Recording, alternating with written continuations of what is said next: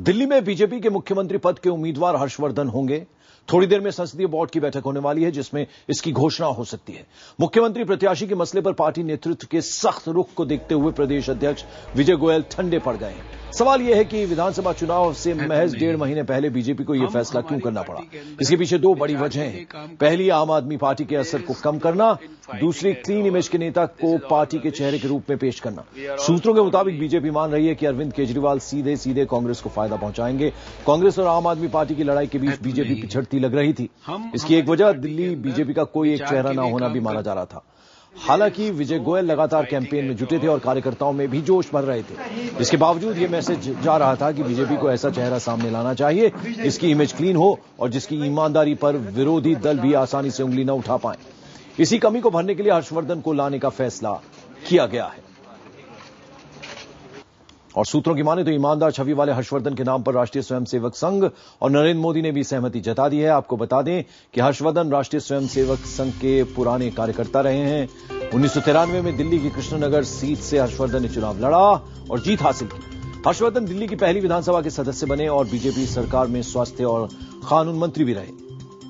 1996 में उन्हें शिक्षा मंत्रालय की जिम्मेदारी मिली। इसके बाद 1998, 2003 और 2008 में हर्षवर्धन कृष्णनगर सीट से ही चुनाव जीते हैं। नेता के साथ साथ एक डॉक्टर के तौर पर भी हर्षवर्धन खासे कामयाब हैं और उन्होंने ही सबसे पहले दिल्ली में पोलियो रोकने के कार्यक्रम की शुरुआत की थी। और आपको बता दें कि इस कार्यक्रम को मिली कामयाबी को देखते हुए केंद्र सरकार ने पोलियो पर हर्षवर्धन मॉडल ही पूरे देश में लागू किया। पोलियो कार्यक्रम की कामयाबी पर हर्षवर्धन को विश्व स्वास्थ्य संगठन से भी सम्मान मिल चुका है और पोलियो कार्यक्रम पर अमेरिकी राष्ट्रपति बराक ओबामा भी हर्षवर्धन की तारीफ कर चुके हैं। और विक्रांत यादव हमारे वरिष्ठ सहयोगी इस वक्त हमारे साथ जुड़ रहे हैं। विक्रांत, क्या अब यह मान लिया जाए कि सिर्फ फॉर्मेलिटी औपचारिकता ही मात्र है? अभी संसदीय दल की बैठक है, संसदीय बोर्ड की, और नाम का ऐलान हो जाएगा हर्षवर्धन के? देखिए पंकज, 11 बजे संसदीय बोर्ड की बैठक है और यहाँ पर क्योंकि पहले से इस तरीके की बात सामने आ रही थी कि पार्टी को एक ऐसा उम्मीदवार चाहिए जो स्वच्छ छवि हो, जिस पर कभी कोई आरोप ना लगे हों विजय गोयल के ऊपर, चाहे वो आम आदमी पार्टी हो या आम आदमी पार्टी ने जिस तरीके से आरोप लगाया और जिस तरीके से कहा कि उनकी छवि कहीं से भी उस तरीके की नहीं है कि वो स्वच्छ दिखाई दे। इसी को देखते हुए भारतीय जनता पार्टी पर काफी प्रेशर था और हर्षवर्धन क्योंकि शुरुआत से आरएसएस से जुड़े रहे हैं, आरएसएस का उन्हें पूरा समर्थन मिला। इसके अलावा नरेंद्र मोदी भी इस बात को लेकर के खासे वो थे, उनकी खास वो थी, कहना था कि उम्मीदवार की छवि एकदम पूरी तरीके से स्वच्छ होनी चाहिए, उसके ऊपर कोई आरोप नहीं होना चाहिए। बीजेपी के लिए फैसला आसान नहीं था क्योंकि विजय गोयल प्रदेश अध्यक्ष रहते हुए लंबे समय से अपनी कैंपेनिंग कर रहे थे। यहां तक कि उन्होंने कुछ दिन पहले प्रेस कॉन्फ्रेंस करके यहां तक दावा किया कि वो दिल्ली में पार्टी के सबसे पसंदीदा उम्मीदवार हैं, पार्टी के कार्यकर्ताओं के बीच में, पार्टी के लोगों के बीच में और दिल्ली की जनता के बीच में। इस तरीके की प्रेस कॉन्फ्रेंस करने के बावजूद जब दिल्ली के जब आला नेताओं को लगा कि इससे ठीक संदेश नहीं जा रहा है और जनता के बीच गलत मैसेज जा रहा है पार्टी को लेकर के कि पार्टी में दो फाड़ है, जिसके बाद यह फैसला किया गया कि हर्षवर्धन के नाम पर एक राय किया जाए। और हर्षवर्धन इस समय इस रेस में सबसे आगे चल रहे हैं। 11 बजे पार्लियामेंट्री बोर्ड की बैठक है, जिसके बाद यह फैसला ले लिया जाएगा। बिल्कुल विक्रांत, ये बताएं, आप तमाम बीजेपी नेताओं के टच में हैं, उनके संपर्क में हैं, तो विरोधी सुर जो हैं वो दोबारा से ना उठे, उसका बंदोबस्त, उसका इंतजाम हो गया है क्या? देखिए, पार्लियामेंट्री बोर्ड की जब एक बार बैठक हो जाएगी और उसमें नाम फाइनल कर लिया जाएगा तो बीजेपी को लगता है कि उसके बाद सब कुछ ठीक हो जाएगा। लेकिन पंकज, ये इतना आसान नहीं होगा क्योंकि विजय गोयल की अगर हम बात करें तो विजय गोयल ने प्रदेश अध्यक्ष बनने के बाद ही कई जिलों में अपने नए जिला अध्यक्ष नियुक्त किए थे।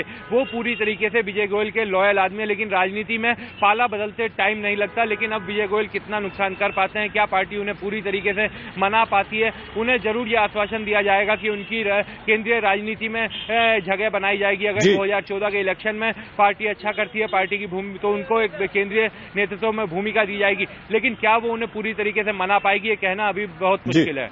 बिल्कुल, तो दिल्ली में बीजेपी के मुख्यमंत्री पद के उम्मीदवार हर्षवर्धन होंगे। थोड़ी देर में ही संसदीय बोर्ड यानी पार्लियामेंट बोर्ड की बैठक होने वाली है, जिसमें इसकी घोषणा हो सकती है। मुख्यमंत्री प्रत्याशी के मसले पर पार्टी नेतृत्व के सख्त रुख को देखते हुए प्रदेश अध्यक्ष विजय गोयल अभी ठंडे पड़ गए हैं। सवाल यह है कि विधानसभा चुनाव से महज 1.5 महीने पहले बीजेपी की यह फैसला क्यों करना पड़ा। इसके पीछे दो बड़ी वजह हैं। पहली, आम आदमी पार्टी के असर को कम करना। दूसरी, क्लीन इमेज के नेता की पार्टी के चेहरे के रूप में पेश करना। सूत्रों के मुताबिक बीजेपी मान रही है कि अरविंद केजरीवाल सीधे सीधे कांग्रेस को फायदा पहुंचाएंगे। कांग्रेस और आम आदमी पार्टी की लड़ाई के बीच बीजेपी बीजेपी पिछड़ती लग रही थी। इसकी एक वजह दिल्ली बीजेपी का कोई एक चेहरा ना होना माना जा रहा था। हालांकि विजय गोयल लगातार कैंपेन में जुटे थे और कार्यकर्ताओं में जोश भी भर रहे थे। इसके बावजूद यह मैसेज आ रहा था कि बीजेपी को ऐसा चेहरा सामने लाना चाहिए जिसकी इमेज क्लीन हो, जिसकी ईमानदारी पर विरोधी दल भी आसानी से उंगली न उठा पाए। इसी कमी को भरने के लिए हर्षवर्धन को लाने का फैसला किया गया है। विक्रांत यादव हमारे सहयोगी लगातार हमारे साथ बने। विक्रांत, क्या कोई सरप्राइज चेहरा भी हो सकता है या अब ये बात फाइनल हो चुकी है कहीं ना कहीं कि हर्षवर्धन के नाम जो है उस पर मुहर लग सकती है? देखिए, अब बीजेपी के लिए कर पाना बेहद मुश्किल होगा पंकज, क्योंकि जिस तरीके से पिछले 3-4 दिनों में घटनाक्रम बदला था, जिस तरीके से बातें छनकर सामने आई थी, उसके बाद अब बीजेपी के लिए कोई और फैसला कर पाना मुश्किल है। ये बात सही है कि बीजेपी के लिए इतना आसान नहीं होगा हर्षवर्धन के नाम की घोषणा करना, क्योंकि विजय गोयल के उन्हें मालूम है कि विजय गोयल भले ही ऊपर से मान जाएं, लेकिन अंदर ही अंदर क्योंकि वो शुरुआत से खुद को मुख्यमंत्री पद का उम्मीदवार समझ रहे थे, मान रहे थे और उसी हिसाब से वो काम कर रहे थे। उसी हिसाब से उन्होंने अपनी रैलियों का कार्यक्रम बनाया था। 17 से 21 अक्टूबर तक दिल्ली में घर घर जाने का प्रोग्राम बनाया था, जो कैंसिल कर दिया। तो जाहिर है अब इस मोड़ पर आकर के बीजेपी के लिए कोई और फैसला कर पाना, हर्षवर्धन के नाम के अलावा कर पाना बहुत मुश्किल होगा। पार्लियामेंट्री बोर्ड में हालांकि एक खबर जो हमें मिल रही है कि नरेंद्र मोदी खुद पार्लियामेंट्री बोर्ड की बैठक में आज शामिल नहीं हो रहे हैं, लेकिन उन्होंने भी हर्षवर्धन के नाम को स्वीकृति दे दी है। बहुत बहुत शुक्रिया, आप नजर बनाए रखिए। हम वक्त वक्त पर आपके पास आएंगे, ताजा अपडेट आपसे लेते रहेंगे।